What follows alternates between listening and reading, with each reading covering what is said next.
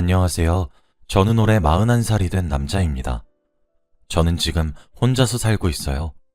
얼마 전 저에게도 남들은 겪어보기 힘든 충격적인 일이 생겨서 이렇게 글을 쓰게 되었습니다.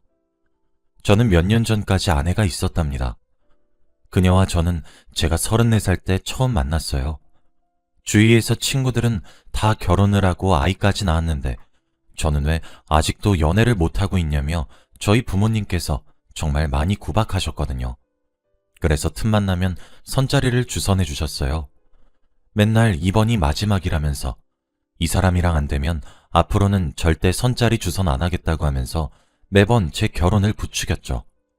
계속되는 선자리에 저도 지칠 대로 지쳐 있었어요. 그날도 어김없이 부모님이 이번 여자는 진짜 마지막이야. 옆집 김씨 아줌마 알지? 그 아줌마 아는 여잔데 얼굴도 예쁘장하게 생겼고 성격도 착하다고 하는구나. 이 여자랑 잘 안 되면 앞으로 절대 선보라고 안 할 테니 제발 우리 얼굴 봐서라도 마지막으로 나가주렴. 부모님의 절실한 부탁에 마지막이라고 생각하고 나갔죠. 약속 장소인 레스토랑에서 정말 누가 봐도 예쁜 여자가 앉아 있었죠. 절대 그 여자가 저와 선을 보기로 한 여자일 리가 없다는 생각과 동시에 저런 여자는 어떤 남자를 만날까 궁금하기도 했죠. 저는 선을 보기로 한 여자에게 전화를 걸었어요. 그런데 그 예쁜 여자가 전화를 받더니 저와 통화를 하는 겁니다. 저는 너무 행복했죠. 옆집 김씨 아줌마한테 너무 감사했습니다. 하지만 저는 예쁜 여자는 얼굴값을 한다고 생각해서 성격은 좋지 않을 거라고 생각했죠. 그런데 종업원에게도 너무 친절하고 제가 무슨 말을 해도 웃어주었죠. 종업원이 음식을 테이블에 놓으려고 할 때 그 여자가 일어나려고 해서 실수로 음식을 그 여자 옷에 쏟았어요. 대부분 사람들은 그런 일이 생기면 화를 내면서 종업원에게 당장 세탁비를 달라고 하면서 기분 나쁜 티를 엄청 내죠. 그런데 그녀는 인상 한번 찌푸리지 않고 괜찮다며 오히려 종업원에게 사과를 했어요.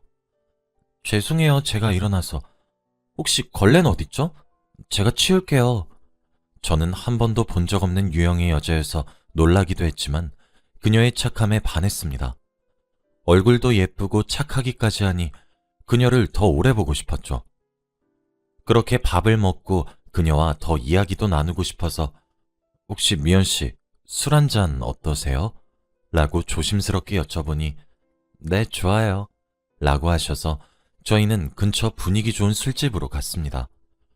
그날따라 술맛도 달고 술이 잘 들어가서 저와 미연 씨는 술이 취해서 기분 좋은 둘만의 시간을 보냈죠. 그날후로 저희는 연애를 하기 시작했답니다. 미연인 정말 착했어요.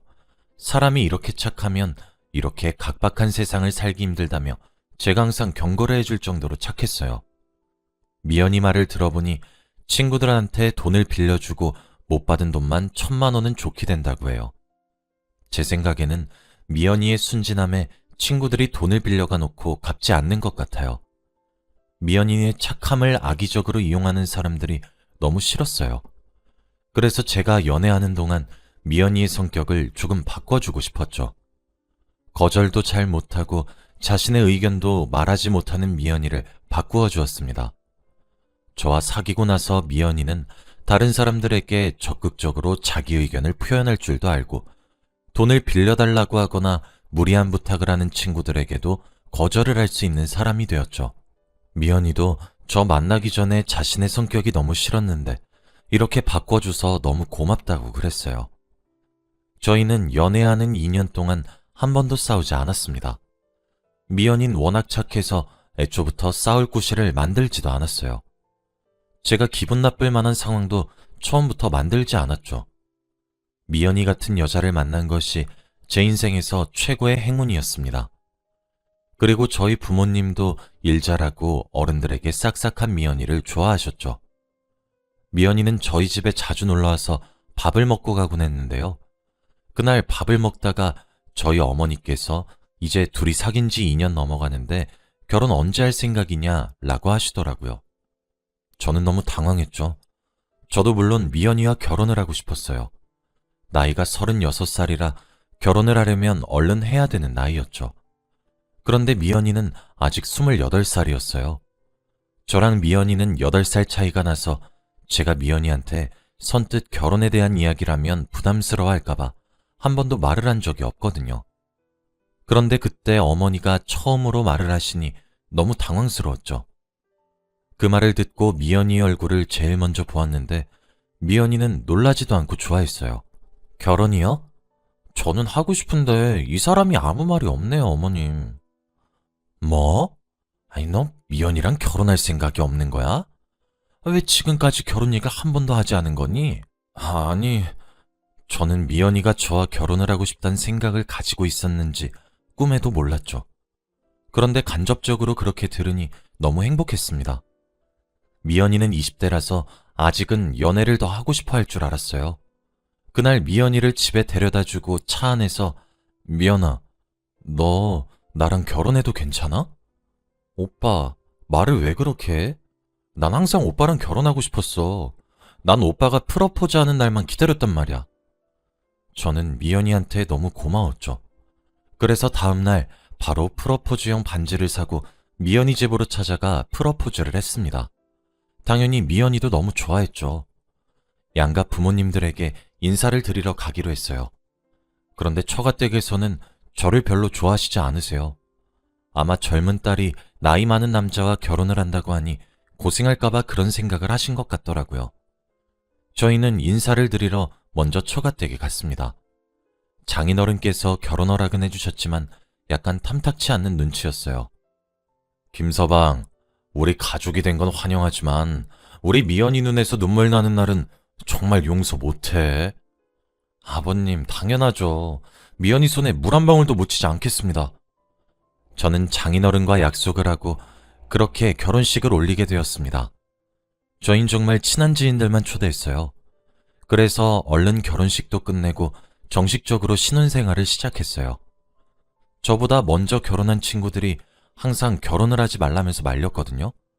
그런데 왜 말렸는지 이해가 되지 않았어요. 저는 결혼을 하고 미연이랑 함께 사는 이 순간이 너무 행복했거든요. 그런데 저희 집에서 자꾸 우리 부부한테 그래서 아이를 낳을 생각은 없고 라고 계속 미연이한테 손주를 보고 싶다며 아이를 가지라는 눈치를 주었어요. 저는 솔직히 아이가 가지고 싶긴 했지만 지금은 저희 둘이 너무 행복해서 이렇게 지내고 싶었거든요. 아이를 가지면 싸움도 잦아질 테고 돈도 많이 드니까요. 미연이는 그래도 웃으면서 아직은 생각이 없어요. 저희 시골린 지도 얼마 안 됐고 아이 계획은 아직 없어요. 그래도 우리 아들 나이가 이제 40이 다 되어 가는데 한시가 급한 상황에 계속 미루다 보면 나중에 가지고 싶어도 못 가지는 경우가 있어서. 미연이는 저희 부모님 말을 듣고 조금 고민을 하더군요. 저희는 그렇게 돈을 많이 버는 것도 아니었고 지금 버는 게 저희 둘이 쓸 정도였거든요. 그런데 아기까지 생기면 기저귀 값에 분유 값에 드는 돈이 어마무시하기도 해서 조금 부담스러웠어요. 그치만 미연이 닮은 딸을 낳으면 정말 행복할 것 같긴 했어요.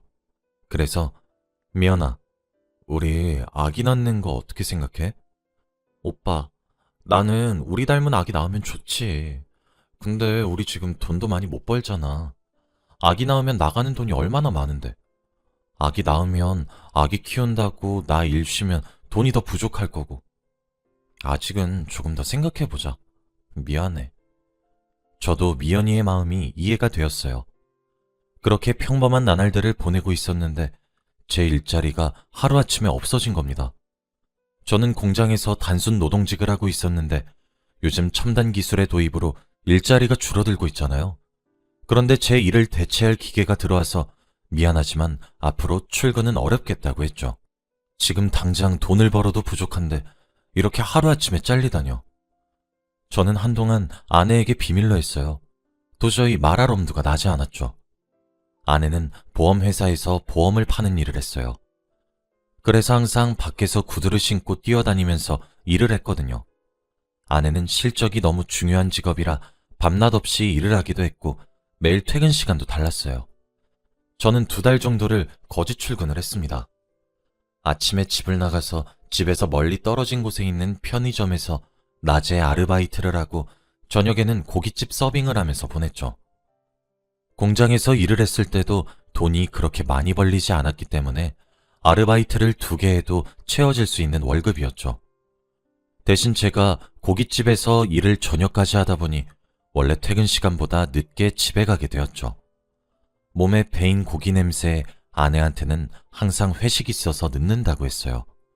매일 회식한다고 속상해했지만 저는 어쩔 수 없었습니다. 저는 아르바이트를 하고 나서부터 미연이를 잘 보지 못했어요. 아침 일찍 나가면 미연이는 항상 자고 있고 밤늦게 퇴근을 해도 미연이는 항상 자고 있어서 깨우기도 미안했거든요. 그런데 그날따라 미연이가 잠을 자지 않고 거실에 앉아 있더라고요. 저는 오랜만에 본 미연이 얼굴이 반가워서 웬일로 일어났어? 나 기다린 거야? 오빠 기다렸지.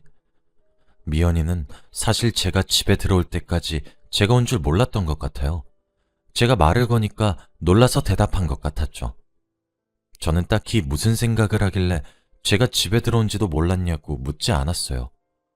그런데 그날 이후로 미연이가 집에 잘 들어오지 않았어요. 미연이는 요즘 보험 때문에 바빠서 그렇다고 항상 먼저 자라고 했죠. 저는 제가 돈을 못 버는 게 너무 미안했지만 그래도 한 푼이라도 더 벌 수 있을 때 벌면 좋다는 생각으로 미연이한테 쉬엄쉬엄 하라고 말하지도 않았죠. 주말에는 저와 미연이가 출근을 하지 않아요. 그런데 그날 처음으로 미연이가 회사에 급한 일이 생겨서 가봐야 할 것 같다고 하더군요.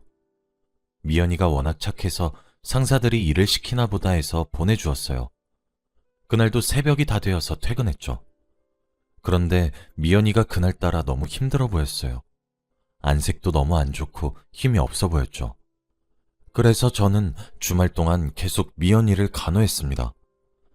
그런데 그날 이후부터 계속 미연이가 집에 늦게 들어오는 겁니다. 요즘 따라 몸도 안 좋은데 일한다고 늦게 들어와서 미연아, 일도 중요한데 쉬엄쉬엄 하면 안 될까? 오빠, 지금 안 벌면 언제 벌어? 먼저 자. 그렇게 매일 새벽이 다 되어서 들어오기도 했고 주말에도 출근을 했습니다. 그런데 월급날 통장을 보니 미연이의 월급이 더 올라야 하는데 평소보다 떨어졌더라고요. 미연이는 회사에 잘 말해본다고 했고 저는 평소처럼 아르바이트를 하고 집으로 갔습니다. 그날따라 유난히 미연이가 집에 늦게 들어오더군요. 새벽 2시가 다 되어서 집에 왔습니다. 미연아, 연락도 없이 이렇게 늦게 오면 안 되지. 내가 집에서 기다리고 있는 거 너도 뻔히 알잖아. 오빠, 미안해. 나 사실 임신했어. 어? 갑자기? 근데 우리 최근엔 밤에 같이 잠들거나 한 적 없잖아. 사실 뱃속의 아기 오빠 아기가 아니야. 저는 머리를 망치로 세게 맞은 것만 같았죠. 내 아기가 아니라니? 나 얼마 전에 보험 팔러 고깃집에 방문했다가 그 고객이 내 전 남자친구인 거야. 그래서 나도 모르게 그만. 오빠, 근데 내가 그 사람한테 임신했다고 말하니까 나를 안아주면서 같이 살자고 하더라? 이제 나 그만 보험 팔면서 살고 싶어. 솔직히 오빠랑은 아기 낳으려고 해도 돈 때문에 포기했잖아. 그런데 나 이제는 돈 걱정 없이 행복하게 살고 싶어. 그러니까 이제 그만하자. 그리고 나 사실 매일 늦게 왔던 이유도 그 사람이랑 같이 있다 온 거였어. 내가 잘못한 건 맞지만 정말로 날 사랑한다면 내 행복을 빌어주라. 이혼하자 우리. 저는 한없이 착한 미연이가 이렇게 모진 말들을 저한테 내뱉는 게 믿기지가 않았어요. 오빠, 그리고 그 사람은 나이도 어려. 솔직히 오빠 나이 많아서 같이 다니기 조금 부끄러웠는데 그 사람은 당당하게 내 남자친구라고 말하고 다니고 있어. 오빠랑 이혼하면 그 사람이랑 같이 아기 낳고 살 거야. 그럼 지금 뱃속에 아기가 있는 거야? 임신 7주 차래. 저는 제 아내가 밖에서 다른 남자의 아이를 가진 것이 너무 화가 났죠. 그래서 저도 모르게 그만 미연이에게 거세게 소리쳤고 미연이는 제 반응을 예상한 듯 절 가만히 응시하고만 있었습니다. 저는 결국 눈물까지 흘리며 제발 모든 게 사실이 아니라고 말해달라고 애원했지만 미연이는 묵묵부답이었습니다. 미연이한테 정말 모든 걸 다 주었고 다른 사람들보다 잘 살게 해주진 못했지만 그래도 비교당할 만큼은 안 살게 하기 위해 아침 저녁으로 아르바이트를 하면서 살았는데 다음날 저는 이혼 전문 변호사를 찾아가서 당당하게 미연이한테 이혼 서류를 주었죠. 위자료도 당당하게 받았고요. 그런데 저는 제가 미연이에게 소리를 지른 것을 미연이가 얘기할 줄 알았는데 전혀 입 밖으로 꺼내지 않더군요. 그땐 그래도 양심은 있나 보네 했죠. 이혼을 하고 신혼집에서 미연이는 짐을 챙겨서 나갔어요. 어디로 간지는 모릅니다. 아마 그 남자의 집으로 갔겠죠. 저는 그 집에서 살면서 계속 미연이가 떠올라서 집을 팔고 조그만한 단칸방으로 이사를 왔어요. 새 출발을 하기 위해서 아예 지역도 다른 곳으로 가고 전화번호도 바꿨죠. 거기는 공장 단지가 있어서 공장 일을 쉽게 구할 수 있었기 때문에 저는 다시 예전보다는 조금 더 안정적인 생활을 할 수 있었습니다. 그렇게 몇 달 후 갑자기 부모님께서 전화가 오셨어요. 그런데 목소리가 조금 이상했습니다. 아들, 잘 지내지?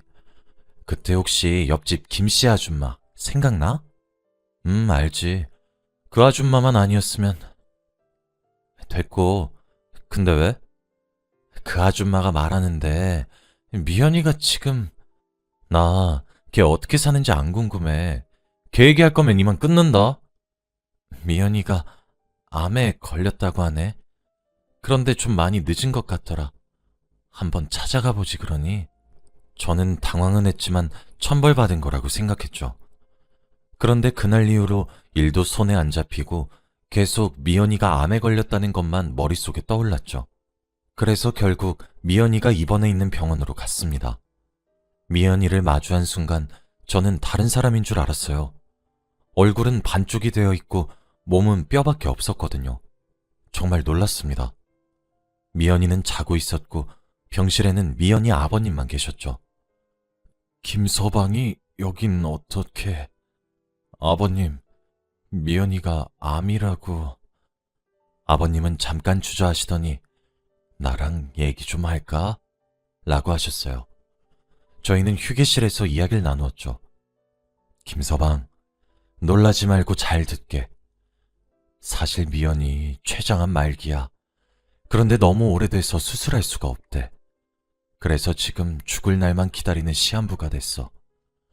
사실 김서방이랑 결혼하고 얼마 안 돼서 췌장암 선고를 받았대. 그런데 항암 치료를 하려면 돈이 엄청 드는데 형편도 안 좋았고 미연이가 또 착해서 주위 친구들한테 돈 못 빌리는 거 알지? 그래서 최대한 시간을 끌었대. 암에 걸려서 아기도 물론 가질 수 없었지. 그래서 임신 계획도 미루고 매일 병원 가서 항암 치료를 했어. 항암 치료에 쓰는 돈만큼 일도 열심히 하고 치료를 하면 할수록 돈이 더 많이 드는데 돈을 벌 수 있는 몸이 안 되는 거야. 너무 아프지. 그래서 어쩔 수 없이 항암 치료를 나중에 하려고 했대. 근데 돈이 너무 안 모아져서 치료를 계속 미룬 거야. 결국 시기를 놓쳐서 점점 암이 심해져 갔어. 결국 김서방과 헤어져야겠다고 생각했대. 절대 자기 죽어가는 과정을 보여주고 싶지도 않고 자네는 무조건 치료비 번다고 더 많은 일을 할 거라고. 그래서 그 모습 보기 싫다고 그런 거야. 우리는 무조건 말렸지만 결국 미연이가 자네한테 거짓말하고 이혼을 하고 왔더라고. 그런데 그날 마지막으로 자네를 만나고 암이 더 빨리 진행됐어. 왜인지는 미연이가 절대 말을 안 해주더라. 그래서 지금까지 이렇게 된 거고. 미연이는 자네를 정말 사랑해서 떠난 거야. 자기 없이 혼자 살 자네가 너무 불쌍했대. 그리고 자네 공장 그만두고 아르바이트 하면서 살았다며? 미연이 그거 다 알고 있었어. 그래서 미연이가 자기 때문에 돈 버는 자네가 너무 고맙고 미안해서 헤어지기로 한 거야. 저는 아버님의 말을 듣고 눈물이 흘렀습니다. 아마 제가 화나서 미연이에게 큰 소리를 낸 이유로 암이 더 빨리 진행된 것 같았죠. 제 잘못 때문에 미연이가 살 수 있는 날이 줄어든 게 너무 미안했습니다. 아버님, 그래서 앞으로 미연이 얼마나 더 살 수 있죠? 앞으로 2주 정도네. 그래도 지금이라도 찾아와줘서 고마워. 미연이가 아주 좋아할 거야. 죄송해요, 아버님. 이제서야 찾아뵙게 돼서. 아버님을 집으로 보내고 저는 2주 동안 미연이의 병간호를 하기 위해 미연이가 잠에서 깨기만을 기다렸죠. 몇 시간 후 미연이가 잠에서 깨자마자 오빠? 나 지금 꿈이야? 아니면 나 벌써 죽은 거야? 오빠가 여기 올 리가 절대 없는데? 미연아, 진짜 나야. 앞으로 너랑 같이 있으려고 내가 왔어. 미연아, 그동안 내가 다 미안해. 정말 잘못했어. 오빠, 내가 더 미안해. 이렇게 못생긴 모습으로 오빠 보니까 부끄럽다. 무슨 소리야. 미연아, 너무 예뻐. 저희는 그렇게 2주 동안 정말 행복하게 하루하루를 보냈습니다. 그런데 제가 깜빡 잠에 들고 일어났는데 미연이의 손이 너무 차가웠어요.